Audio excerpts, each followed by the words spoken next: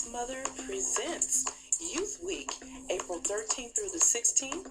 Mother Romanitha Stallworth will interview 5 outstanding young people that are doing amazing things while serving God and humanity in the process. Join us on Ask Mother this week, Tuesday, Wednesday, Thursday, and Friday at 6 o'clock p.m. Eastern Standard Time. Join us to hear each amazing journey these young people are pursuing. Please like, share, and subscribe on Facebook and YouTube and other media outlets, as well as AskMother.net. We look forward to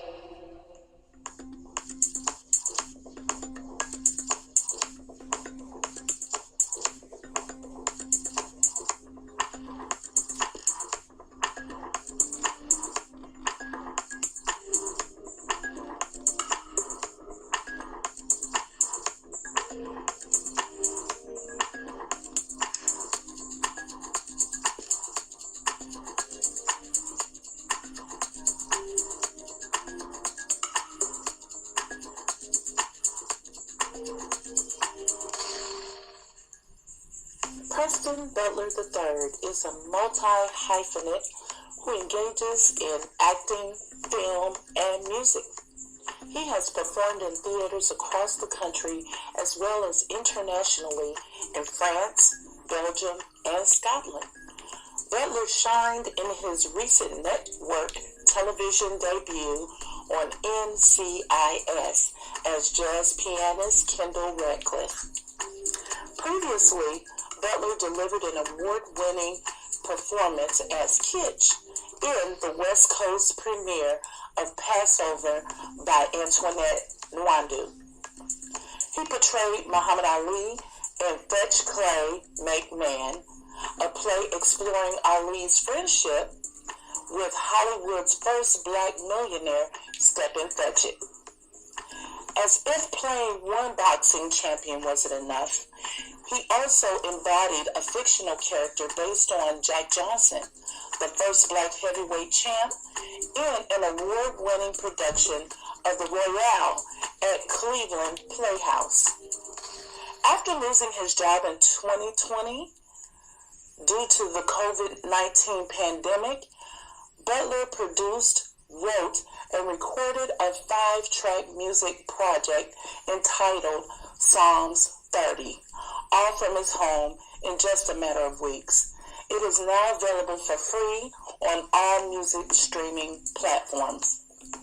Butler is currently directing a workshop of a new play that he wrote entitled God So Loved, Do We? He is a teaching artist with Arts Up LA, an arts program that offers free acting classes to LA Unified Schools, and is also a leader at his church, the Father's House, Orange County, where he leads his gifts to create faith-based film content.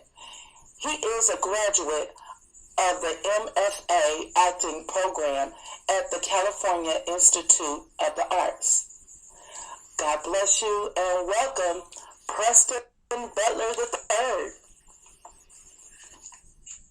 Welcome to Ask Mother. We have been at this for a year now, but this week we are showcasing young people. And we want the world to know, all of Ask Mother's world, to know that we have young people who have stayed the course. We've had some who have had some dips, but they got up, and the Lord has helped them, and they're moving forward. And one of those young people is Preston Butler III, better known as Trey. And we're so happy to have you with us, Trey. And I know you have a super busy schedule. And if any of you saw NCIS on Tuesday night, you saw him on that episode. And we're so happy to have him to take out this time to talk to us. Okay, so Trey, you grew up in a military family. what are the advantages and the disadvantages that you experienced? Your daddy was in the military for 21, 22 years, and y'all moved 15 times, according to your mom. Now, just kind of talk to us a little bit about that, because when you came to Louisville, you were 5 years old. Now, let's hear you talk about what that was like. The advantages and the disadvantages as you see them. How did they shape you? Sure. I guess I'll really talk about the advantages because, to be honest, I don't imagine that there were too many disadvantages. Moving a lot. I mean, as a kid, you're not the one packing up the stuff and moving, so you just gotta say, "Where are we going?" Okay, cool. But really, I feel like it was very advantageous because I had the opportunity to travel all over the world. I was born in Panama. I've lived in South Korea. I've lived on the East Coast and the West Coast. And so in many ways, it forced me as a young child to learn to how to adapt to any situation. Mm-hmm. I think that it forced me to be more friendly and sociable to people, because if you just shy and you don't talk to nobody and you moving every 2 years, you ain't gonna have no friends. Right. And I think obviously just in our digital era, people are so sort of stuck to a phone. They don't know how to have a conversation with somebody. So in many ways, I think that helped me. Even also, it bleeds into my profession about just being a performer and being comfortable in whatever situation I'm in. And also, my dad being in the military, he was very hard on me, as I'll put it. That's the nice way to say it. But he forced me to be very disciplined at a young age. And even though I also played sports, which also taught me a little bit about that, but they were character traits that helped me as an adult more than anything. Mm-hmm. So I found it to be very advantageous.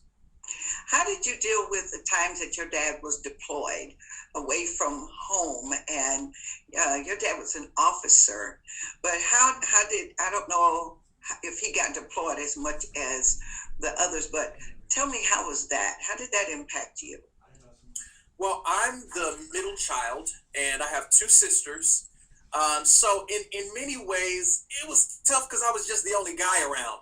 Okay. And so, even though I was very expressive and I talked a lot, just ask my mom, sometimes I felt that I wasn't necessarily heard often.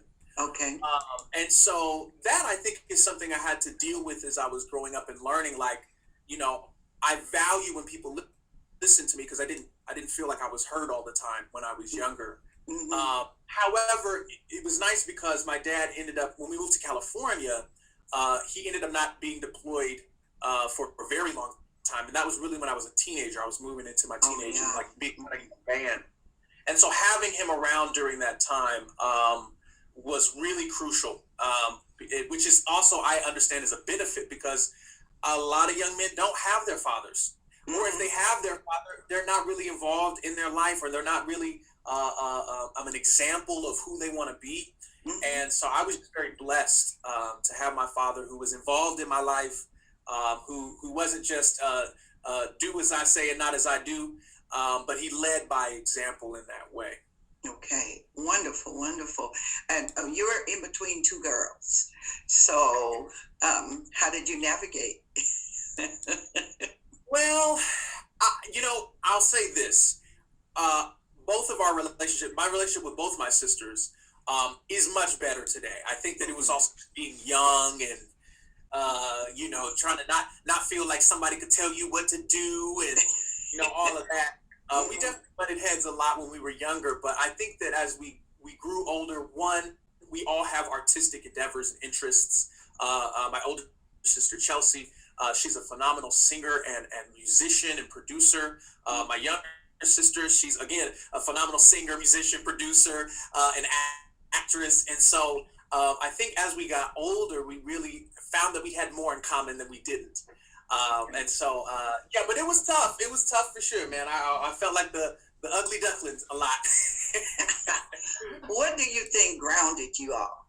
What grounded you all so that you knew what to expect no matter where you moved? You knew what foundational things to expect. What grounded you?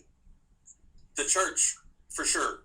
And our relationship with God. Our parents were very involved in the church. They are very devout believers, Holy Ghost filled, sanctified. So we come from Kojic. And so everywhere you go in the world, for the most part, there is a Kojic church. Yeah.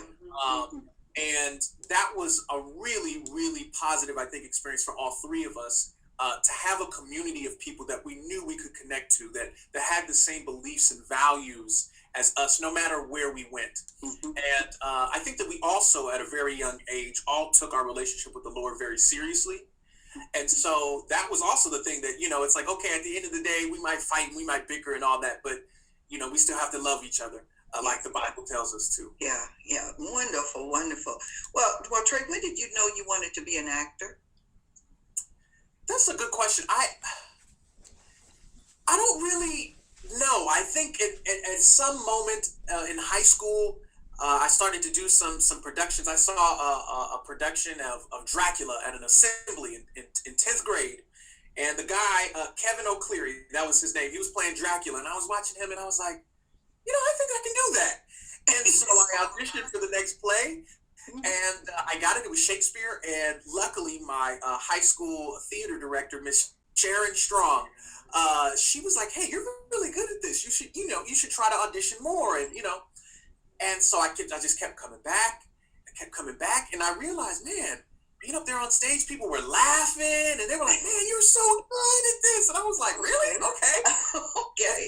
So I enjoyed it a lot, but at the same time, I was also really considering or pursuing basketball. That was like the top priority before acting. But I remember I went and auditioned for my undergrad, Vanguard University, for the theater department, and on the way home, I had also met with the basketball coach and all that, but on the way home, my dad went with me, and he was like, "Yeah, man, you should really think about pursuing this theater thing." And I was like, "Huh? Are you sure? You for real?" He was like, "Yeah, man, you're really good at this, and you should see where it goes."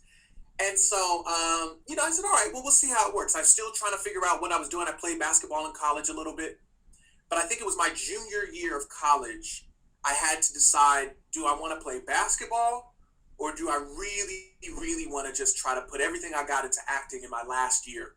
And at the time, I chose acting. I said, I'm not really quite 6 feet, and I can't shoot that good, but I feel like I can do this acting thing with my arms tied behind my back and my eyes closed. So I think that's a sign. I think that's a sign. That's a gift that the Lord gave me. So I think it was probably my junior year of college.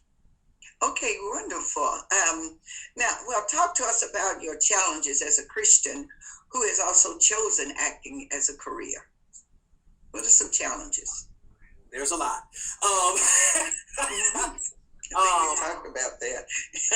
Yes, I would say that probably the biggest challenge, in many ways, is that the arts in general, right, are really an investigation of things that are. They're an investigation of the human experience. They're an investigation of what we consider to be true. And what I feel like the arts is a complication of those things, right? It's do you really believe what you believe because you know, or do you believe it because you've been taught to think that way?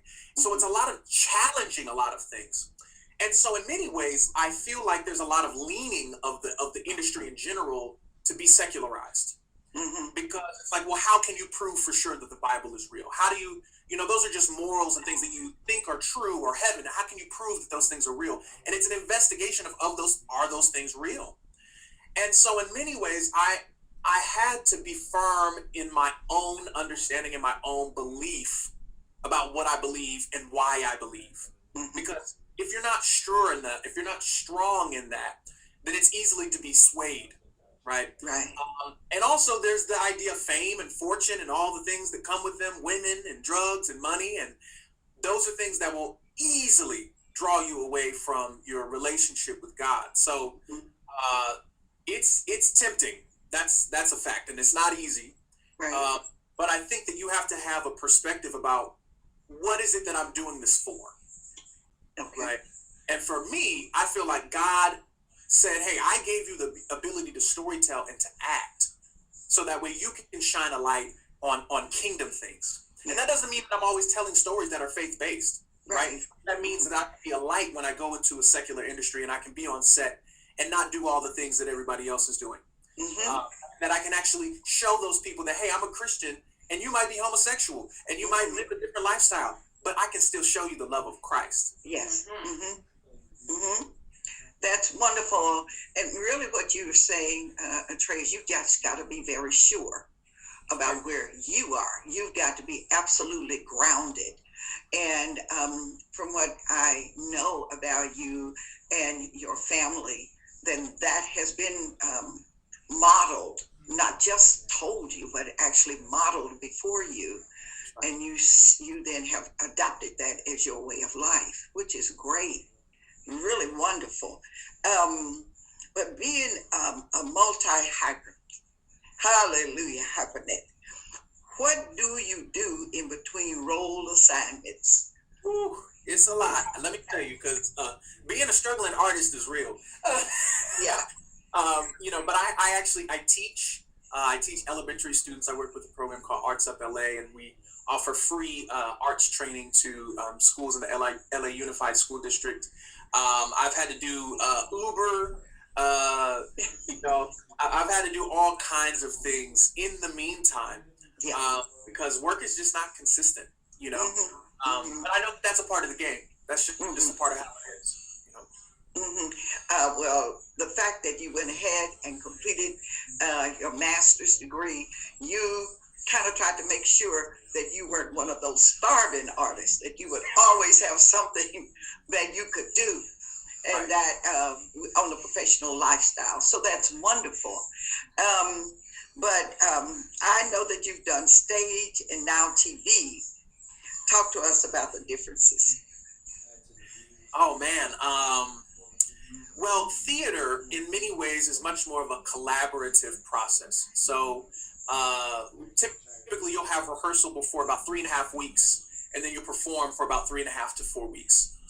And so in that 3.5 weeks where you're rehearsing, you've got the director and the costume designer, the scenic designer, your castmates, and there's a lot of discussion about what is the piece, what is the character, what are the moments, how are we going to block the scene, where does everybody go, how's it all going to fit together? And for me, I love that. I love that process because it allows me to have a real deep understanding and connection to all of the things. But TV is a lot faster, lot faster, and it's less collaborative. So for the most part, you memorize your lines, you show up to set, they put you in what your costume is. You go to your makeup trailer, you show up on set, they'll spend about maybe 10-15 minutes, depending on what the scene is, to rehearse and tell you, okay, this is how it's all going to go. And then it's showtime. And that's it. So the process is expedited really, really fast. Wow. Really fast.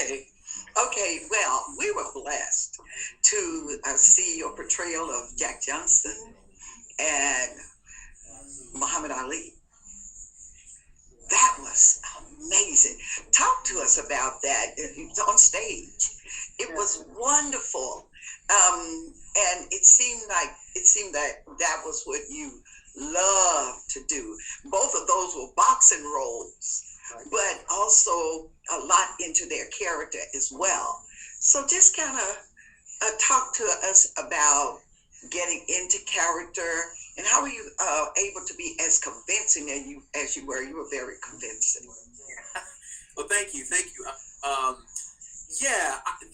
Those two opportunities to play a fictionalized character of Jack Johnson, Jay Jackson in The Royale, and to play Muhammad Ali in Fetch Clay Make Man. I consider those opportunities a blessing because I was really like a year or two out of grad school, and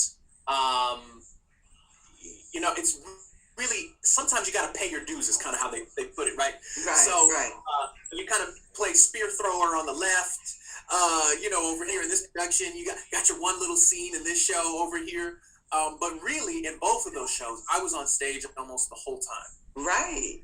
And so they really, in terms of the responsibility of stepping into those character shoes, it was also really great for me because they were both really young and they were both doing something that nobody really had ever done before. So in many ways, I was able to draw on that from my own personal experience, being like, okay, I'm the new kid on the block, but I'm the lead in this play, so I have a lot of responsibility. There's a lot that I'm trying to accomplish. But aside from that, I also, just as an actor, I really get into character by like physical sensation. I guess the technique that they call is outside in. So really, it's more about like what my body feels and what my body is doing that allows me to influence or influences me to tell the truth of a character that I can't like think about on my own, right? Because when I'm reading my lines, I could be like, oh, well, I think this and I think that, and this is how I'm going to play the scene. But then when you get in the scene, you really want to trust your feelings, what your body is actually experiencing in the moment. So I had to do a lot of working out. Goodness gracious, I was in the best shape of my life. Okay, Yeah, you were. which was awesome because I also think of acting as an athletic event. You know, you have to use your mouth, your breathing, your body, everything. It's just like playing a sport. So I had to train really hard for those roles, and then also I had an opportunity to really look into the psyche of these men and men who accomplished great things, and that in turn I think also helped me as just Preston, because I was like, wow, like their dedication, their discipline, their drive, their ambition, their commitment to believing in themselves was just so powerful. So I had to dip into that in my own self and believe in myself to really, I think, portray the truth of who they were. You actually portrayed them very convincingly. We were blessed to be in Cleveland and then in Dallas at the theater there to just observe. And I watched you and I watched the whole thing, and you had each performance had to bring out something different, didn't it? You couldn't just keep doing the same thing. Each performance, you had to have a different nuance, didn't you? Yeah, that's true. And the other characters had to be able to grasp that and move with it. That's right. That was wonderful because you were the star of both of those. That was really something. Okay, so you performed in theaters across the country as well as internationally in France, and Belgium, and Scotland. Talk to us a little bit about that. Yes. So I was fortunate enough to co-create a piece when I was at CalArts doing my MFA there in acting, to work with a director named Brian Carbine, and we created a neo-soul hip-hop album that was infused with a play. When We Dead Awaken was the classical play, and an Ibsen piece. And so we adapted the play, brought it into the 21st century, put some people of color into the show, and so the music was intertied into the entire performance. And we were selected by CalArts to participate in the Edinburgh Festival in Scotland. That was in 2018, I believe. Or no, I'm so sorry. Wow, gosh, it was in 2016.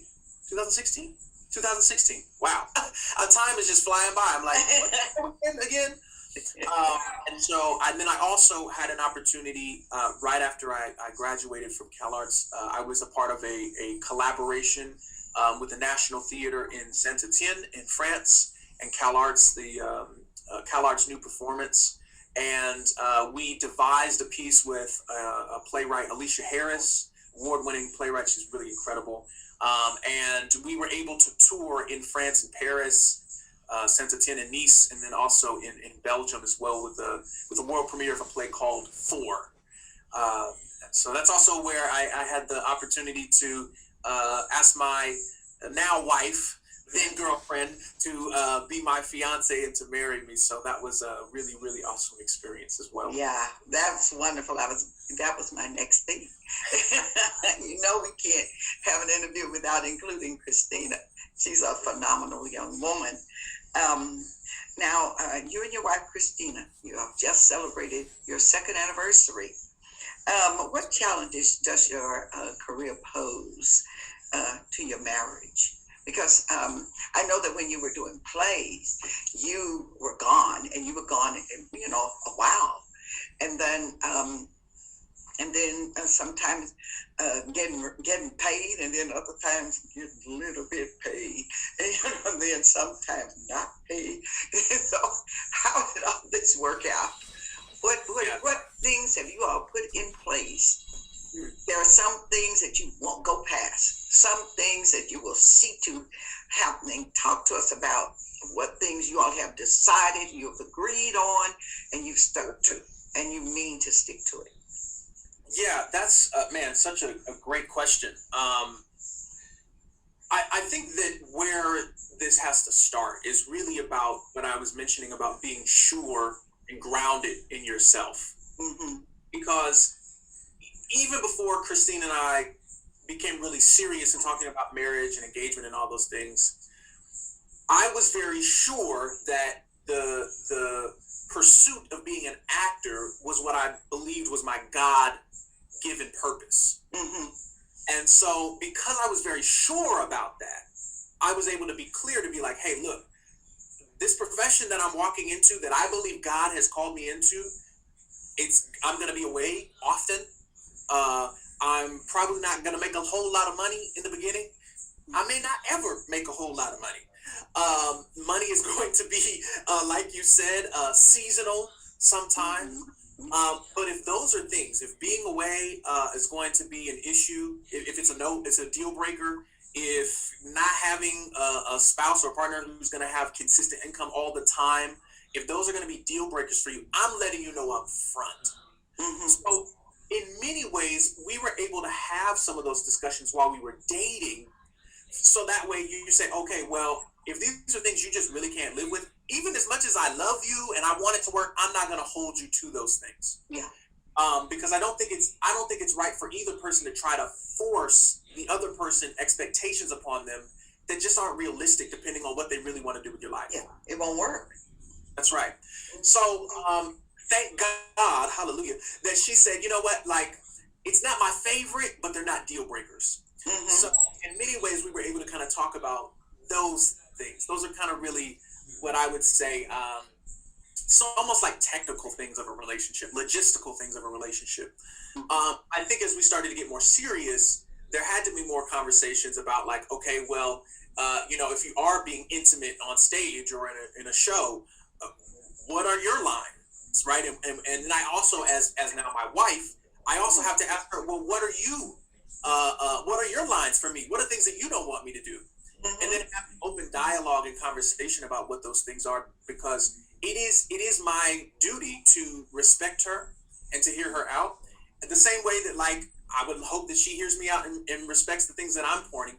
And then having a place of compromise, I think, is always really important. And then also just being led by the Spirit and being like, okay, like, yeah, the industry is going to ask me to do this and this and that, but I have to be clear. Like you said, where's the line? I have to be clear for myself what that is. Have you talked to your manager about where your line is? Yes, my managers and my agents knew from day one. Okay. There were things that I wasn't going to do. But again, it's an evolving conversation because as the industry and times change, there are going to be new things and new lines and new requests for you to do. And you'll have to assess those things as they come. But for the most part, they are very clear on what I will and what I won't do, what I'm comfortable with, what I'm not comfortable with. But it gets deep because, Granby, that's what I call, for those of you who are watching Ask Mother, this is my Granby. Granby, sometimes, before I was like, okay, I'm not interested in doing any kind of nudity at all. Like if it's full nudity, I'll do shirtless, playing boxers, things like that. Okay. But no full nudity. But then I watched 12 Years a Slave and I saw Solomon Northup being completely naked and chained to a rock as a slave. And I said, well, that might change. Because it's really about what is the intent of the storytelling, right? Okay. Because that part is not sexualizing his body. Right. That is stripping him of all kind of decency and humanity. Right. And showing you the power of what that moment is. So those are the nuanced conversations that you have to have with your spouse. Because, it's not just so black and white. Even curse words, I tell people all the time, I say, hey, somebody had to play the devil. If you're going to tell the story of Jesus and Satan, somebody got to play the devil, and you can't, what, the devil just all good? No. But you have to understand what the story is telling. If the story is saying, oh, well, Satan is right and he's going to conquer Jesus, then I'm like, okay, no.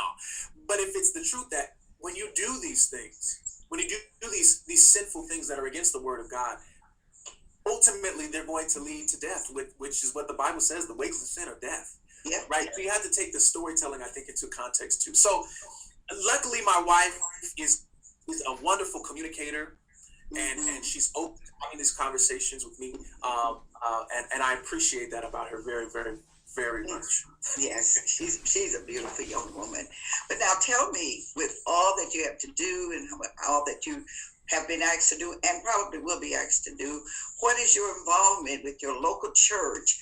How much do you show up for your church and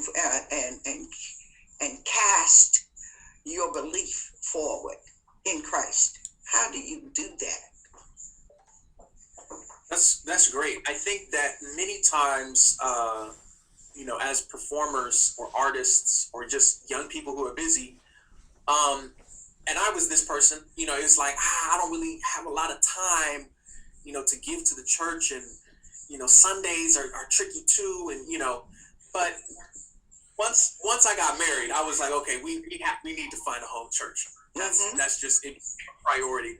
And I'm sorry that it took so long, Lord, forgive me, that it took so long for me to realize that I had to be married for that to be a priority. But, I think that when I joined the church that I serve at now, the Father's House, Orange County, it was one of those things that I also knew, like, okay, well, once I find a church, I know they're about to put me to work, because I can't just come up and show up and sit there and be like, okay, bye, y'all. I wasn't trained that way. And so I think it is our duty to make sure that we are giving back in that way, whether it's our time, whether it's in serving the church and the community.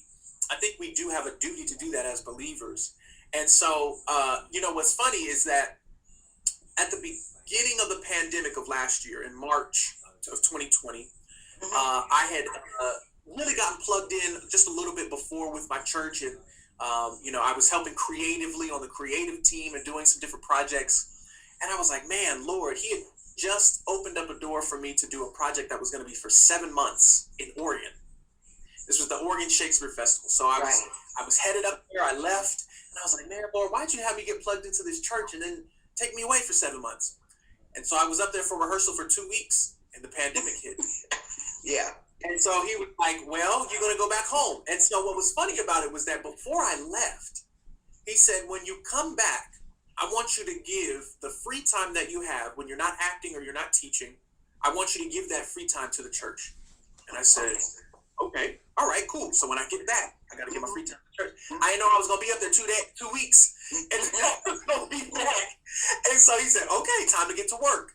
And so I actually serve as the lead of the storytelling team at my church, where I'm able to help with video content, digital content, and really telling the story of our church to our church community through videos on social media, to in-service moments.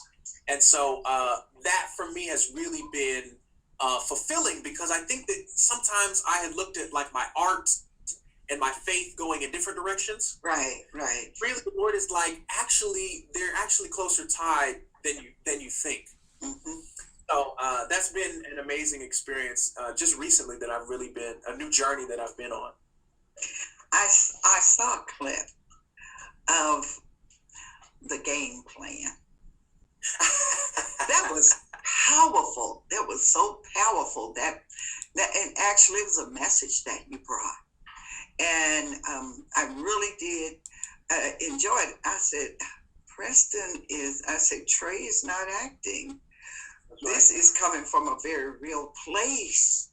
Right. That's right. And that, and made your Grammy very happy, because I could tell. I said, this boy's not acting. This is real. And that's a good thing, because whatever you do for Christ, that's what's going to last. And you know that. Now, let me ask you this one question, just so we can just kind of wrap it up a bit. Um,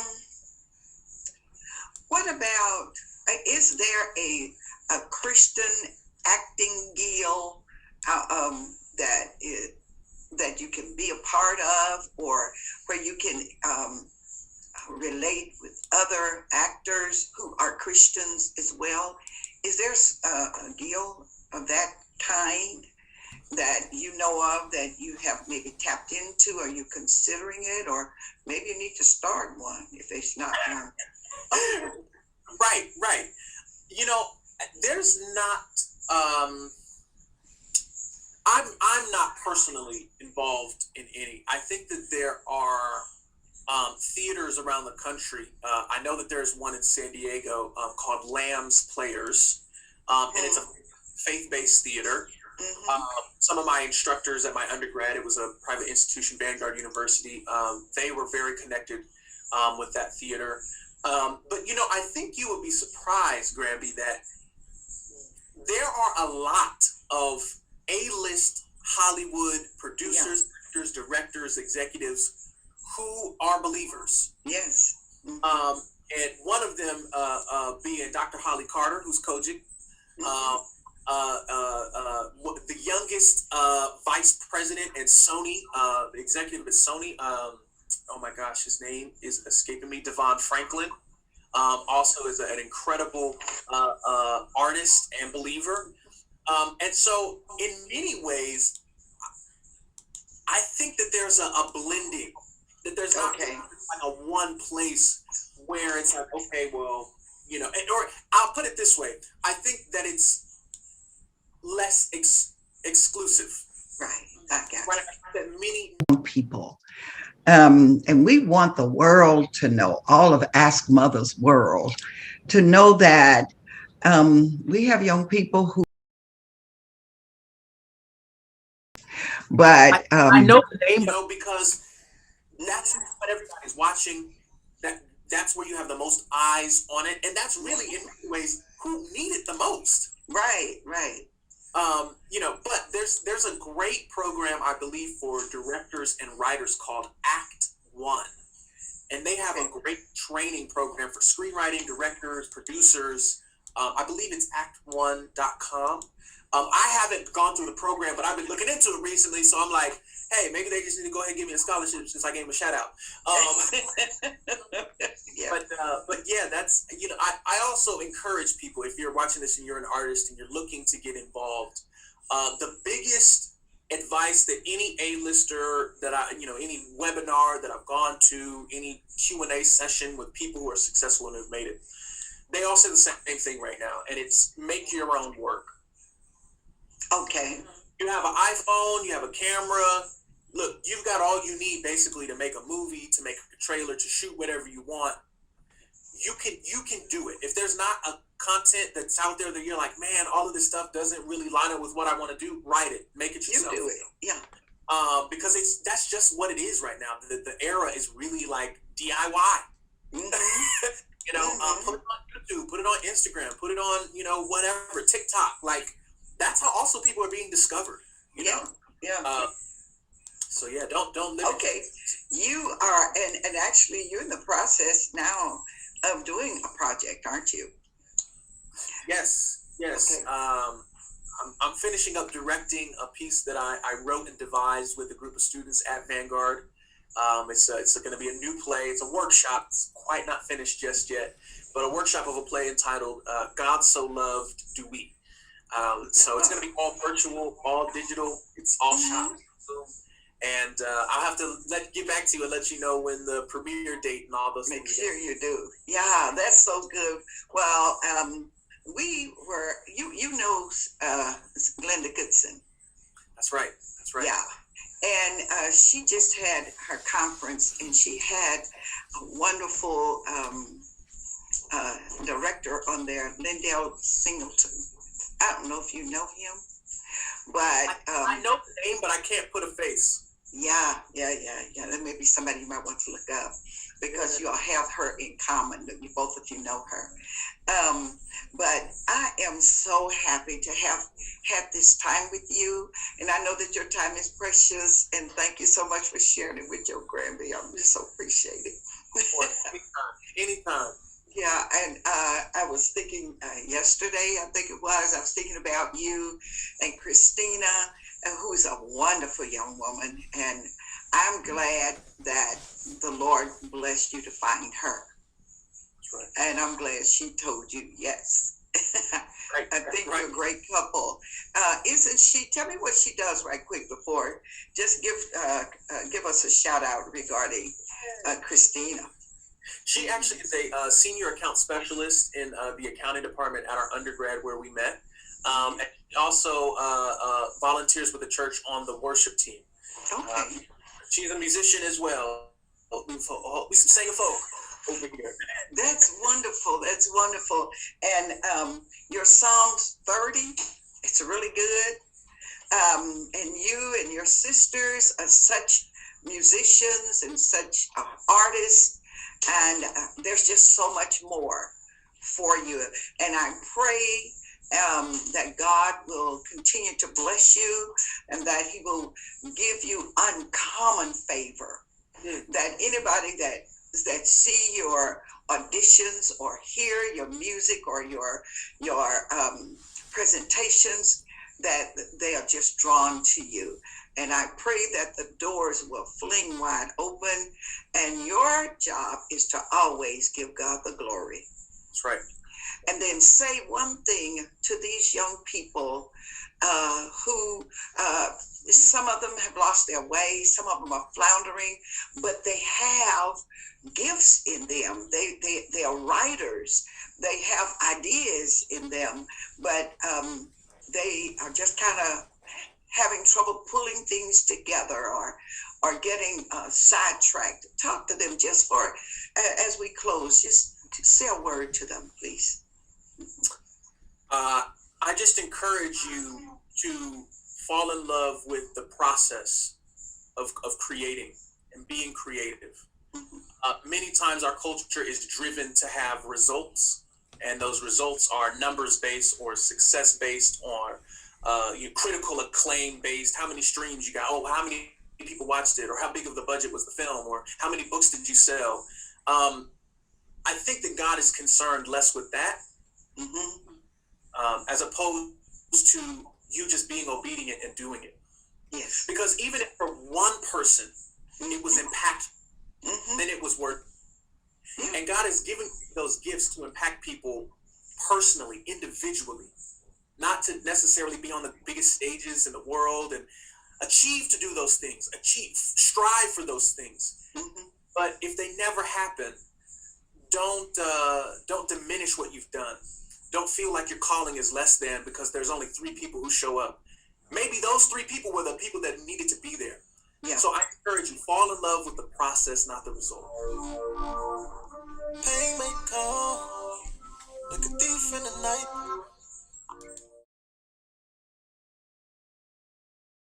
In the world and achieve to do those things, strive for those things. But if they never happen, don't diminish what you've done. Don't feel like your calling is less than because there's only 3 people who show up. Maybe those 3 people were the people that needed to be there. Yeah. So I encourage you, fall in love with the process, not the result. Pain may come like a thief in the night. You may feel all alone, but that's a lie. We're by your side and will always be. We've got your back, whatever you need. Cause it's darkest at midnight, perfect time for morning. You can cry your eyes out, just make it to the morning. Cause it's darkest at midnight, rain may be pouring. You ain't gotta stay here, just hold on to the morning, yeah. Joy comes in the morning, if you can hold on, yeah. Joy comes in the morning, if you can hold on. Perfect. Thank you so much, Trey. I love you much. I think you know that. And tell Christina hello for us. And we are looking for you on every screen, every venue. We're looking for Trey Butler. Amazing. Well, thank you And so you are what we call the next big thing. much. Hey, Hallelujah. come on now. Amen. Well, thank you so much for having me. Thank you just so much for your guidance, especially in my own marriage, for Christine and I. And thank you for doing this. This Ask Mother is reaching many people. So I'm appreciative and glad to call you my Gramby. Oh, yeah. You're my grandson, and I love you so much. And God bless you. And just know that you've got some folks in Kentucky really praying for you. Thank you. You got some out here on the West Coast, too. Love you. Thank you, dear. God bless you. All right. You too.